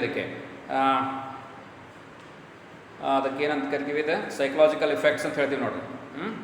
ಮಾನವಿಕ ಈ ಒಂದು ಪರಿಣಾಮಗಳಂತ ಏನು ಕರಿತೀವಿ, ಅಥವಾ ಈ ಒಂದು ಮಾನಸಿಕ ಪರಿಣಾಮಗಳಂತ ಏನು ಕರಿತೀವಿ. ಎಲ್ಲಿ ಯಾವ ವ್ಯಕ್ತಿಯಲ್ಲಿ ಮಾನಸಿಕತೆ ಅಲ್ಲಿ ಗಟ್ಟಿಯಾಗಿರ್ತದೋ ಅದು ಯಾವತ್ತಲೂ ಇಂಬ್ಯಾಲೆನ್ಸ್ ಅಂದರೆ ಅಸಮತೋಲಿತವಾಗಿರುವುದಿಲ್ಲವೋ ಅಂತಹ ವ್ಯಕ್ತಿ ಅವನಲ್ಲಿ ಮಾನವ ಸಂಪನ್ಮೂಲ ಯಥೇಚ್ಛವಾಗಿರ್ತದ ಅನ್ನುವ ಒಂದು ಅಂಶವನ್ನು ಮೈಕಲ್ ಜೆ ಜೋಶಿಯಸ್ ಅವರ ಒಂದು ವ್ಯಾಖ್ಯಾನದ ಮೂಲಕ ತಿಳ್ಕೊಳ್ಬೋದು. ಅಲ್ಲಿ ನೋಡಿದಾಗ ಅಲ್ಲಿ ಪ್ರತಿಯೊಂದಕ್ಕೂ ಪೂರಕವಾದ ಸಂಗತಿಗಳನ್ನು ಹೇಳಿದ್ದಾರೆ. ಪ್ರತಿಕ್ರಿಯಿಸ್ತಕ್ಕಂತಹ ಪ್ರತಿಯೊಂದು ಅಂಶಗಳು ಪೂರಕವಾದಂತಹ ಒಂದು ಅಂಗಗಳನ್ನು ಒಳಗೊಂಡಿರುವುದೇ ಮಾನವ ಸಂಪನ್ಮೂಲವಾಗಿದೆ ಅಂತ ಹೇಳ್ತೀವಿ. ಇನ್ನು ಅದೇ ರೀತಿಯಾಗಿ ಎಲ್ ಎಫ್ ಉರ್ವಿಕ್ ಅವ್ರ ಪ್ರಕಾರ ಇಲ್ಲಿ ನೋಡ್ಬೋದು, ಅವರು ಏನು ಮಾಡಿದ್ದಾರೆ, ಕಮರ್ಷಿಯಲೈಸ್ ಡೆಫಿನೇಷನ್ ಕೊಟ್ಟರು, ವಾಣಿಜ್ಯೀಕೃತವಾದಂಥ ಒಂದು ವ್ಯಾಖ್ಯಾನ ನೀಡಿದ್ದಾರೆ. ಸೊ ಅವರ ಪ್ರಕಾರ ಅಭಿವೃದ್ಧಿ ಹೊಂದುವುದು ಅಥವಾ ನಾಶವಾಗುವುದು ಹೇಗೆ ಅಂತ ಹೇಳಿದ್ದಾರೆ. ಅವರು ಯಾವ ರೀತಿಯಾಗಿ ಮಾನವ ಸಂಪನ್ಮೂಲ ಅಭಿವೃದ್ಧಿ ಹೊಂದದ ಮತ್ತು ಹೇಗೆ ನಾಶ ಹೊಂದದ, ಸೊ ಅದರ ಬಗ್ಗೆ ಹೇಳಿದ್ದಾರೆ. ಅಲ್ಲಿ ಎರಡು ರೀತಿಯ ಒಂದು ಅಂಶಗಳನ್ನು ನೀಡಿದ್ದಾರೆ, ಪೇಟೆ, ಬಂಡವಾಳ, ಯಂತ್ರೋಪಕರಣಗಳು ಮತ್ತು ಸನ್ನದುಗಳು. ಸೊ ಇವುಗಳಿಂದ ಅಲ್ಲ ಅಂತ ಹೇಳ್ತಾರೆ. ಸೊ ಯಾವುದರಿಂದ ಅವನು ಅಭಿವೃದ್ಧಿ ಹೊಂದನ ಅಥವಾ ನಾಶವಾಗ್ತಾನ ಅಂದರೆ ಅಲ್ಲಿ ಅಭಿವೃದ್ಧಿಗೆ ಬರುವುದು ಅದು ಬೆಳವಣಿಗೆಗೆ ಪೂರಕವಾಗಿರ್ತದೆ, ಅದೇ ರೀತಿಯಾಗಿ ಹಾಳಾಗುವುದು. ಸೊ ಈ ರೀತಿಯ ಎರಡು ಅಂಶಗಳನ್ನು ಉಪಯೋಗಿಸಿದ್ದಾರೆ. ಸೊ ವ್ಯಕ್ತಿಗಳೇ ಅಲ್ಲಿ ಅಭಿವೃದ್ಧಿ ಮಾಡಬಹುದು, ವ್ಯಕ್ತಿಗಳೇ ಅದನ್ನು ಹಾಳುಗೆಡಬಹುದು. ಸೊ ಈ ರೀತಿಯಾಗಿ ಈ ಒಂದು ಮಾನವ ಸಂಪನ್ಮೂಲದ ಬಗ್ಗೆ ಒಂದು ವ್ಯಾಖ್ಯಾನಗಳನ್ನು ಈ ಒಂದು ಎಲ್ ಎಫ್ ಉರ್ವಿಕ್ ಅವ್ರ ಪ್ರಕಾರ ಹೇಳ್ಬೋದು. ಇನ್ನು ಅದೇ ರೀತಿಯಾಗಿ ಲಿಯೋನ್ ಮೆಗಿನ್ಸನ್, ಇದು ಸಹ ಇಂಪಾರ್ಟೆಂಟ್ ಕೇಳ್ತಾರೆ. ಮಾನವ ಸಂಪನ್ಮೂಲದ ವ್ಯಾಖ್ಯಾನಗಳನ್ನು ಹೇಳಿದೆ ಅಂತ ಹೇಳಿದಾಗ ಇವನು ಬರೀಬೇಕು, ಅಥವಾ ಸಾಮಾನ್ಯವಾದಂಥ ಒಂದು ಅರ್ಥವನ್ನು ಸಹ ಬರೆದು ನಡೀತದೆ.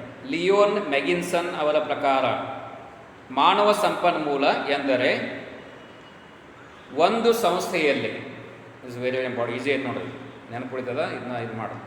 ಒಂದು ಸಂಸ್ಥೆಯಲ್ಲಿ ಕೆಲಸ ಮಾಡುವ ಜನರ ಜ್ಞಾನ,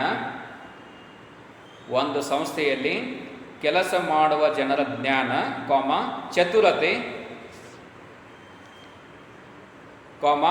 ಹೊಸ ಆವಿಷ್ಕಾರಗಳನ್ನು ತರುವ ಶಕ್ತಿ, ಹೊಸ ಆವಿಷ್ಕಾರಗಳನ್ನು ತರುವ ಶಕ್ತಿ, ಕೌಶಲ್ಯ ಮನೋಭಾವನೆಗಳು, ಮೌಲ್ಯಗಳು,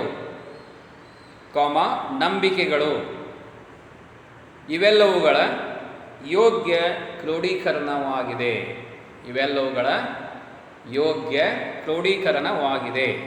ಇದನ್ನು ನಾವೇಂತೀವಿ ಮಾನವ ಸಂಪನ್ಮೂಲ ಅಂತ ನಾವಿಲ್ಲಿ ಕರೆಯಬಹುದು. ಸೊ ಈ ರೀತಿಯಾಗಿ ಅನೇಕ ರೀತಿಯ ವ್ಯಾಖ್ಯಾನಗಳನ್ನು ಮಾನವ ಸಂಪನ್ಮೂಲಗಳ ಬಗ್ಗೆ ನಾವಿಲ್ಲಿ ವಿವರಣೆ ಮಾಡ್ತಾ ಹೋಗ್ಬೋದು. ಸೊ ಅದೇ ರೀತಿಯಾಗಿ ಇನ್ನು ಮುಂದುವರಿತಾ ಹೋದಂತೆ ಈಗ ನಿಮಗೆ ಗೊತ್ತಾಯಿತು ಮಾನವ ಸಂಪನ್ಮೂಲದ ಈ ಒಂದು ಅರ್ಥ ಅಂದರೆ ಏನು ಅನ್ನುವುದನ್ನು ತಿಳ್ಕೊಂಡ್ರೆ, ಇನ್ನು ಅದೇ ರೀತಿಯಾಗಿ ಈ ಒಂದು ಮಾನವ ಸಂಪನ್ಮೂಲದ ಈ ಒಂದು ಯೋಜನೆ. ಸೊ ಈಗ ಮಾನವ ಸಂಪನ್ಮೂಲದ ಒಂದು ಯೋಜನೆ ಅಂದರೆ ಏನು? ಸೊ ಈಗ ಯಾವುದೇ ಒಂದು ಕಾರ್ಯಗಳನ್ನು ಹಮ್ಮಿಕೊಳ್ಳುವಾಗ, so that function needs what? So that function needs a plan. Okay, ಈಗ ನೀವು ಯಾವುದೇ ರೀತಿಯ ಚಟುವಟಿಕೆಗಳನ್ನು ಮಾಡುವಾಗ ಅದಕ್ಕೆ ಒಂದು ಯೋಜನೆ ಬೇಕು. ಯೋಜನೆ ಇಲ್ಲದೆ ಚಟುವಟಿಕೆಗಳನ್ನು ನಿಮಗೆ ಸರಿಯಾಗಿ ಮಾಡಲಿಕ್ಕೆ ಸಾಧ್ಯವಿಲ್ಲ. ಈಗ ನೀವು ಪ್ರತಿನಿತ್ಯ ಬರ್ತೀರಿ, ಇಲ್ಲಿ ವಿದ್ಯಾರ್ಜನೆ ಮಾಡ್ತೀರಿ, ಅದು ಒಂದು ನಿಮಗೆ ಟೈಮ್ ಟೇಬಲನ್ನು ಹಾಕಿಕೊಡಿದೆ. So that is a time table is a plan for your study. Okay, ಗೊತ್ತಾಯ್ತಲ್ಲ ಅರ್ಥ?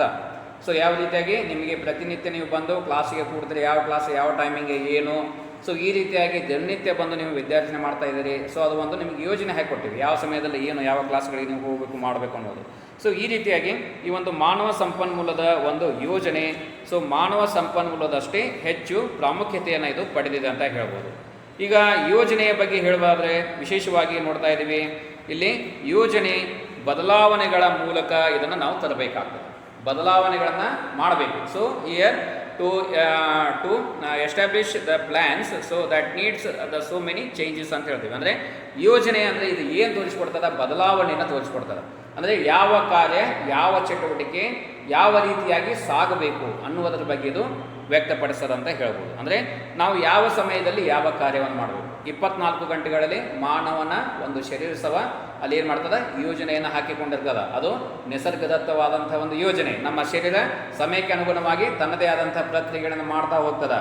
ಶರೀರಕ್ಕೂ ಸಹ ತನ್ನದೇ ಆದಂಥ ನಿಸರ್ಗ ಕೊಟ್ಟಂತಹ ಅದು ಒಂದು ಏನು ಯೋಜನೆ ಅಂತ ಹೇಳ್ಬೋದು. ಸೊ ಇಲ್ಲಿಯೂ ಸಹ ನೋಡ್ತಾ ಇದ್ದೀವಿ, ಅಲ್ಲಿ ನಮ್ಮ ದೈನಂದಿನ ಚಟುವಟಿಕೆಗಳಲ್ಲಿ ವ್ಯತ್ಯಾಸಗಳಾದಾಗ, ಆ ಯೋಜನೆಗಳಲ್ಲಿ ವ್ಯತ್ಯಾಸಗಳು ಕಂಡು ಬಂದಾಗ ಅಲ್ಲಿ ಕಾರ್ಯಗಳು ಸುಗಮವಾಗಿ ಸಾಗುವುದಿಲ್ಲ. ಯಾಕೆ? ಯೋಜನೆಯನ್ನು ಬ್ರೇಕ್ ಮಾಡಿಬಿಟ್ಟಿವಿ ನಾವು, ಹೌದಿಲ್ಲ? ಈಗ ಒಂದು ಟೈಮ್ ಊಟ ಮಾಡುವುದಲ್ಲೂ 4 ಟೈಮ್ ಊಟ ಮಾಡಿದಾಗ 3 ಟೈಮ್ ಊಟ ಮಾಡಿದರೆ ಏನಾಗ್ತದೆ? ಅಥವಾ ಹೆಚ್ಚು ಎಸಿಡಿಟಿ ಬರ್ತಕ್ಕಂಥ ಊಟಗಳನ್ನು ಮಾಡಿದಾಗ ಏನಾಗ್ತದೆ? ಆವಾಗ ನಮ್ಮ ದಿನನಿತ್ಯದ ಚಟುವಟಿಕೆಗಳು ಏನು ನಮ್ಮ ದೇಹದ ಅಂಗಾಂಗಗಳು ನಡೀತಾ ಇರ್ತವೆ ಅವುಗಳಲ್ಲಿಯೇ ಒಂದು ಯೋಜನೆ ಹಾಳಾಗಿ ಹೋಗ್ಬಿಡ್ತದೆ. ಆ ಸಂದರ್ಭದಲ್ಲಿ ಅದು ಸರಿಯಾಗಿ ಒಂದು ಕಾರ್ಯನಿರ್ವಹಣೆಯನ್ನು ಮಾಡುವುದಿಲ್ಲ ಅಂತ ಹೇಳ್ಬೋದು. ಅಂದರೆ ಮಾನವ ಶರೀರ ಸರಿಯಾದಂಥ ಒಂದು ಕಾರ್ಯವನ್ನು ಮಾಡುವುದಿಲ್ಲ ಅಂತ ಹೇಳ್ಬೋದು. ಸೊ ಹೀಗಾಗಿ ಈ ಒಂದು ನೆಲೆಯಲ್ಲಿ what you mean by human resource planning, ಈ ಒಂದು ನೆಲೆ ಮಾನವ ಸಂಪನ್ಮೂಲ ಯೋಜನೆ ಅಂದರೆ ಏನು, ಯಾವುದಕ್ಕೆ ನಾವು ಮಾನವ ಸಂಪನ್ಮೂಲ ಯೋಜನೆ ಅಂತ ಕರಿತೀವಿ? ಸೊ ಇಲ್ಲಿ ಮಾನವ ಸಂಪನ್ಮೂಲ ಯೋಜನೆ ಅಂದರೆ ಮುಂದಿನದನ್ನು ಅಲನ್ ಅವರ ಪ್ರಕಾರ, ಅಂದರೆ ಅಲನ್ ಅವರ ಪ್ರಕಾರ ಮಾನವ ಸಂಪನ್ಮೂಲ ಯೋಜನೆ ಎಂದರೆ, ಅಲನ್ ಅವರ ಪ್ರಕಾರ ಮಾನವ ಸಂಪನ್ಮೂಲ ಯೋಜನೆ ಎಂದರೆ ಮುಂದಿನದನ್ನು ಒಂದು ರೀತಿಯ ಬಲೆಯಲ್ಲಿ ಹಿಡಿದಿಡುವುದು. ಒಂದು ರೀತಿಯ ಬಲೆಯಲ್ಲಿ, ಮುಂದಿನದನ್ನು ಒಂದು ರೀತಿಯ ಬಲೆಯಲ್ಲಿ ಹಿಡಿದಿಡುವುದು.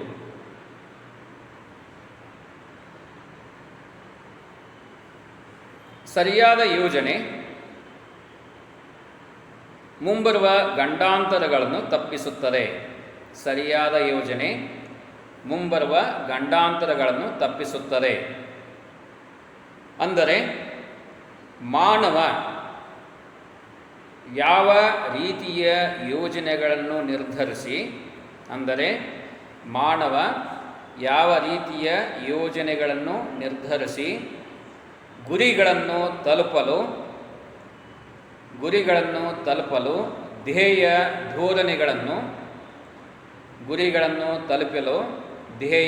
ಧೋರಣೆಗಳನ್ನು ರೂಪಿಸುವುದೇ ಮಾನವ ಸಂಪನ್ಮೂಲ ಯೋಜನೆಯಾಗಿದೆ.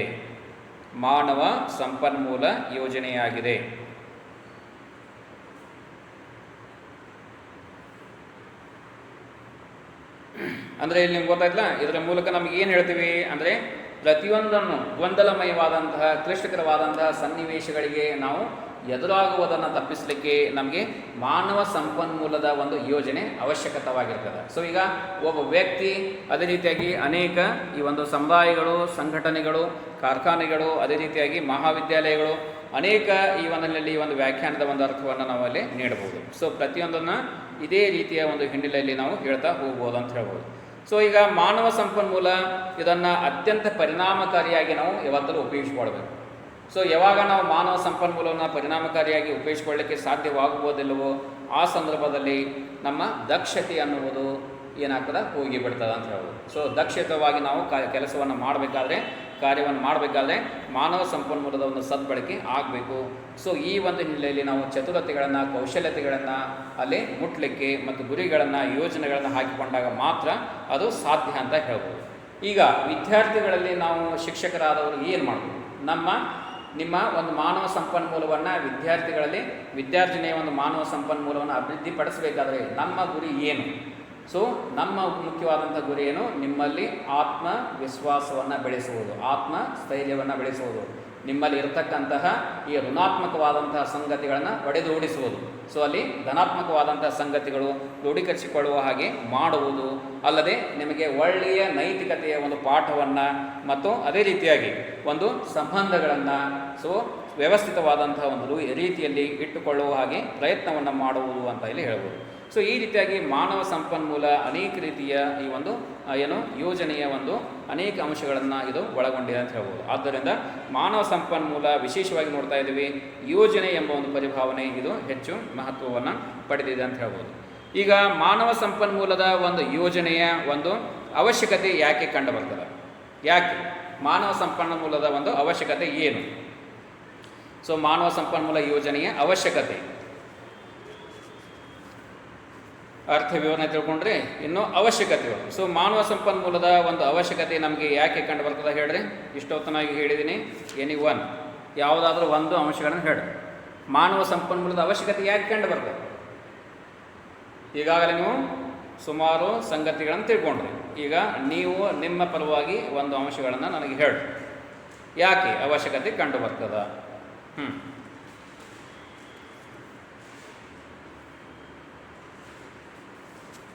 ಒಂದು ಯಾವುದೇ ಸಂಗತಿಯನ್ನು ಹೇಳ್ರಿ. Any one factor you have to say.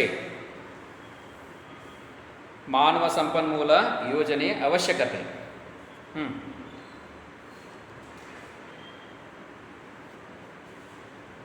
ಮಾನವ ಸಂಪನ್ಮೂಲದ ಅವಶ್ಯಕತೆ ಯಾಕಿದೆ?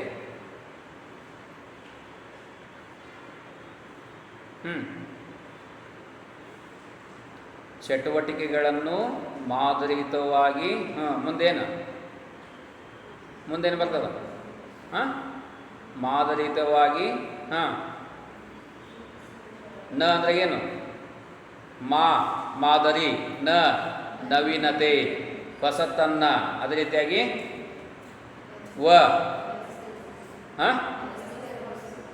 ವ್ಯವಸ್ಥಿತವಾಗಿ, ಏನು ಅದೇ ರೀತಿಯಾಗಿ ಸಂಪನ್ಮೂಲ, ಏನು ಹೇಳ್ತದೆ? ಸಂಘಟನೆ. ಆಮೇಲೆ ಅದೇ ರೀತಿಯಾಗಿ ಸಂಘಟನೆ ಆಯಿತು. ಆಮೇಲೆ ಏನು ಹೇಳ್ತದ? ಸಂಪನ್ಮೂಲ, ಏನು ಹೇಳ್ತದ? ಅದೇ ರೀತಿಯಾಗಿ ಏನು ಹೇಳ್ತದ? ನೂರು ಮಡಿ. ಆಮೇಲೆ ಏನು ಹೇಳ್ತದ? ಲಕ್ಷ್ಯ. ಓಕೆ. ಸೊ ಹೀಗಾಗಿ ಈ ಒಂದು ಮಾನವ ಸಂಪನ್ಮೂಲದ ಒಂದು ಅವಶ್ಯಕತೆಗಳನ್ನು ನಾವು ಅತ್ಯಂತ ಪರಿಣಾಮಕಾರಿಯಾಗಿ ಮತ್ತು ವ್ಯವಸ್ಥಿತವಾಗಿ ಅಲ್ಲಿ ಯೋಜನಾಬದ್ಧವಾಗಿ ನಡೆಸಿಕೊಂಡು ಹೋಗುವುದು ಆಗಿದೆ ಅಂತ ಹೇಳ್ಬೋದು. ಆದ್ದರಿಂದ ಮಾನವ ಸಂಪನ್ಮೂಲದ ಒಂದು ಅವಶ್ಯಕತೆ ನಮಗೆ ಇಲ್ಲಿ ಹೆಚ್ಚಾಗಿ ಕಂಡು ಬರ್ತದೆ ಅಂತ ಹೇಳ್ಬೋದು. ಈಗ ಮಾನವ ಸಂಪನ್ಮೂಲ ಅಂದ ತಕ್ಷಣ ನೋಡ್ತಾ ಇದ್ದೀವಿ, ಅದನ್ನು ಒಂದು ಉದಾಹರಣೆ ಮೂಲಕ ಹೇಳ್ತೇನೆ. ಖರ್ಚು ವೆಚ್ಚಗಳು. ಈಗ ಮಾನವ ಸಂಪನ್ಮೂಲ, ಈಗ ಒಂದು ಕುಟುಂಬದ ಒಂದು ಉದಾಹರಣೆಯಾಗಿ ಇಲ್ಲಿ ಕೊಡೋಣ. ಒಂದು ಕುಟುಂಬದಲ್ಲಿ 4 ಜನ ಇರ್ತಾರೆ, ಗಂಡ ಹೆಂಡತಿ 2 ಮಕ್ಕಳು. ಕುಟುಂಬದಲ್ಲಿ ಒಂದು ಆದಾಯ ಎಷ್ಟಿರ್ತದೆ? 10,000 ರೂಪಾಯಿ ಇರ್ತದೆ, ತಿಂಗಳಿಗೆ 10,000 ರೂಪಾಯಿ. ಆ 10,000 ರೂಪಾಯಿಯನ್ನು ನಾವು ಏನು ಮಾಡ್ತೀವಿ, ಅದು ನಮಗೆ ಹಣಕಾಸಿನ ಒಂದು ಸಂಪನ್ಮೂಲ, ಆ ಕುಟುಂಬಕ್ಕೆ ಇರ್ತಕ್ಕಂಥ ಒಂದು ಹಣಕಾಸಿನ ಸಂಪನ್ಮೂಲ. ಆ ಹಣಕಾಸಿನ ಸಂಪನ್ಮೂಲವನ್ನು ನಾವು ಹೀಗೆ ಈ ಒಂದು ಮಾನವ ಸಂಪನ್ಮೂಲವಾಗಿ ಬದಲಿಸಿಕೊಳ್ಳುವುದು.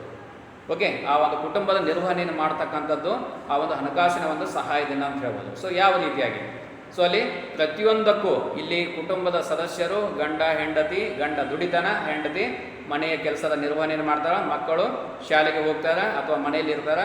ಸೊ ಅಲ್ಲಿ ವ್ಯವಸ್ಥಿತವಾದಂಥ ಒಂದು ರೀತಿಯಲ್ಲಿ ಕುಟುಂಬದ ಒಂದು ನಿರ್ವಹಣೆಯನ್ನು ಮಾಡುವುದು ಅಂತ ಹೇಳ್ತೀವಿ. ಸೊ ಅದು ಯಾವಾಗ ಸಾಧ್ಯವಾಗ್ತದೆ? ಯಾವಾಗ ಅಂದರೆ ಮಾನವ ಸಂಪನ್ಮೂಲ ಆ ಕುಟುಂಬದಲ್ಲಿ ಯೋಜನಾಬದ್ಧವಾಗಿ ಇದ್ದಾಗ ಮಾತ್ರ ಅಂತ ಹೇಳ್ಬೋದು. ಒಂದು ವೇಳೆ ಅಲ್ಲಿ ಒಂದು ಸಂಪನ್ಮೂಲವಾದ ಹಣ, ಮಾನವ ಸಂಪನ್ಮೂಲಕ್ಕೂ ಸಹ ಹಣ ಅಷ್ಟೇ ಅವಶ್ಯಕ. ಹಣ ಇಲ್ಲದೆ ಇದ್ದಾಗ ಏನಾಗ್ತದೆ? ಮಾನವ ಸಂಪನ್ಮೂಲಕ್ಕೆ ಯಾವುದೇ ರೀತಿಯ ಮೌಲ್ಯ ಇರುವುದಿಲ್ಲ. ಆರ್ಥಿಕತೆಯಲ್ಲಿ ಹಣಕ್ಕೆ ಹೆಚ್ಚು ಆದ್ಯತೆಯನ್ನು ನೀಡಿರುವುದು ಈ ಒಂದು ಕಾರಣದಿಂದಲೇ ಅಂತ ಹೇಳ್ಬೋದು. ಸೊ ಎಲ್ಲಿ ಹಣ ಇರುವುದಲ್ಲೋ ಅದನ್ನು ನಾವು ಏನಂತೀವಿ, ಅದನ್ನು ಹಣಕಾಸಿನಲ್ಲಿ ಅಥವಾ ಆರ್ಥಿಕ ವಿಷಯದಲ್ಲಿ ಆ ಸಂಗತಿಗಳನ್ನು ಸೇರ್ಪಡೆಗೊಳಿಸುವುದಿಲ್ಲ. ಅದಕ್ಕೆ ಯಾವುದೇ ರೀತಿಯ ಒಂದು ಪ್ರಾಮುಖ್ಯತೆ ಇಲ್ಲ ಅಥವಾ ಮಹತ್ವವಿಲ್ಲ ಅಂತ ಹೇಳ್ಬೋದು. ಆದ್ದರಿಂದ ಮಾನವ ಸಂಪನ್ಮೂಲ ಇದು ಯಾವತ್ತಲೂ ಚಲನಾತ್ಮಕವಾಗಿರಬೇಕು ಮತ್ತು ಅತ್ಯಂತ ಕ್ರಿಯಾತ್ಮಕವಾಗಿರುವ ಒಂದು ಉದ್ದೇಶದಿಂದ ಇದರ ಒಂದು ಅವಶ್ಯಕತೆ ಇದು ನಮಗೆ ಕಂಡು ಬರ್ತದೆ. ಆದ್ದರಿಂದ ಇಲ್ಲಿ ಮಾನವ ಸಂಪನ್ಮೂಲದ ಹಂಚಿಕೆಗಳ ಸದುದ್ದೇಶಗಳು ಮತ್ತು ಅವುಗಳ ಕಾರ್ಯಗಳನ್ನು ವ್ಯವಸ್ಥಿತವಾಗಿ ಯೋಜನಾಬದ್ಧವಾಗಿ ನಿರ್ವಹಿಸಲಿಕ್ಕೆ ಮಾನವ ಸಂಪನ್ಮೂಲದ ಒಂದು ಅವಶ್ಯಕತೆ ಅದು ನಮಗೆ ಕಂಡು ಬರ್ತದೆ ಅಂತ ಹೇಳ್ಬೋದು. ಸೊ ಈ ರೀತಿಯಾಗಿ ಮಾನವ ಸಂಪನ್ಮೂಲದ ಅವಶ್ಯಕತೆಯ ಅನೇಕ ರೀತಿಯ ಸಂಗತಿಗಳನ್ನು ಇಲ್ಲಿ ವಿವರಣೆ ಮಾಡ್ಬೋದು. So next point I will move on to the next point. ಯಾವುದು ಹೇಳಿದದು? ಮಾನವ ಸಂಪನ್ಮೂಲ ಯೋಜನೆ. ಅಲ್ಲಿ ಅರ್ಥ ವಿವರಣೆ ಆಯಿತು, ಅವಶ್ಯಕತೆಗಳಾಯಿತು. ಇನ್ನು ಮುಂದಿನ ಸಂಗತಿ ಯಾವುದಂದರೆ ವಿಧಾನಗಳು, ಪ್ರೊಸೆಸ್. ಅದನ್ನು ಮುಂದಿನ ಕ್ಲಾಸಲ್ಲಿ ಹೇಳ್ತೀನಿ. ಟೈಮ್ ಆಯಿತು, ಸಾಕಷ್ಟು. ಇದಷ್ಟು ಒಂದು ಕಂಟೆಂಟ್ ಕಂಪ್ಲೀಟ್ ಮುಗಿದ ಮೇಲೆ ನಿಮಗೆ ನೋಟ್ಸನ್ನು ಕಳಿಸ್ಕೊಡ್ತೀನಿ. ಹಾಂ, ಇದು ಬುಕ್ ರೆಫರ್ ಮಾಡಿ. ಇದಂದರೆ ಏನಿದೆ, ಮಿಕ್ಸ್ ಇದೆ, ಇದೆಲ್ಲ ಓಲ್ಡ್ ಸಿಲೆಬಸ್, ನ್ಯೂ ಸಿಲೆಬಸ್ ಎಲ್ಲ ಹಾಕಿ ಇದು ಆರ್ಚಿಸ್ ಮೋಸ್ಟ್ಲಿ ರಾಣಿ ಚೆನ್ನಮ್ಮ ವಿಶ್ವವಿದ್ಯಾಲಯ ಫಾರ್ ಕಾಮರ್ಸ್ ಅವರಿಗೆ ಇದರಲ್ಲೇ ಕಂಟೆಂಟ್ಸ್ಗಳೆಲ್ಲ ಮಿಕ್ಸ್ ಇರಲ್ಲ. ಇದು ನಮಗೆ SEC ಅನ್ನೋಂಥ ಸಬ್ಜೆಕ್ಟ್. ಓಕೆ, ಈ ಬುಕ್ಕನ್ನು ರೆಫರ್ ಮಾಡಿ, ಎಲ್ಲ ಸಿಗ್ತದೆ. ಸ್ವಲ್ಪ ಏನು ಮಾಡಬೇಕು, ಸರ್ಚ್ ಮಾಡಬೇಕು, ಎಲ್ಲೆಲ್ಲಿ ಇದೆ ಅನ್ನೋದು. ಯಾಕಂದರೆ ಎಲ್ಲ ಮಿಕ್ಸ್ ಇದೆ. ಸರಿಯಾಗಿ ಯಾವ ಕಂಟೆಂಟ್ ಎಲ್ಲಿ ಬರ್ತದೆ ಏನು ಮಾಡಿದ್ರೆ ನಾನು ಈಗ ಕಂಟೆಂಟ್ ಮುಗಿದ ಮೇಲೆ ಅದರ ನೋಟ್ಸನ್ನು ನಿಮಗೆ ಇದಕ್ಕೆ ಕಳಿಸ್ಬೇಕು ವಾಟ್ಸಪ್ಪಲ್ಲಿ. ಜಸ್ಟ್ ಓನ್ಲಿ ಇಲ್ಲಿ ಏನು ತಿಳ್ಕೊಬೇಕು ನೀವು, ಮಾನವ ಸಂಪನ್ಮೂಲ ಅಂದರೆ ಏನು, ಓಕೆ, ಮಾನವ ಸಂಪನ್ಮೂಲದ ಯೋಜನೆಯ ಅರ್ಥ ಏನು ಹೇಳ್ತದೆ, ಅದೇ ರೀತಿಯಾಗಿ ಅದರ ಅವಶ್ಯಕತೆಗಳೇನು, ವಿಧಾನಗಳೇನು. ಇಟ್ಸ್ ವೆರಿ ಸಿಂಪಲ್, ಜನರಲ್ ಆಗಿ ಬರಿಬೋದು. ಓಕೆ, ಇವೆಲ್ಲ ಪಾಯಿಂಟ್ಸ್ಗಳನ್ನು ತೊಗೊಂಡು ನೀವು ಜನರಲ್ ಆಗಿ ಬರಿಬೋದು. Answer is 100% right. ಪರ್ಟಿಕ್ಯುಲರ್ ಹಿಂಗೆ ಅಂತಲ್ಲ, ಅಲ್ಲಿ ಅನೇಕ ರೀತಿಯ ವ್ಯಾಖ್ಯಾನಗಳನ್ನು, ಅರ್ಥಗಳನ್ನು ಅಲ್ಲಿ ನೀಡಲಾಗಿರ್ತದೆ.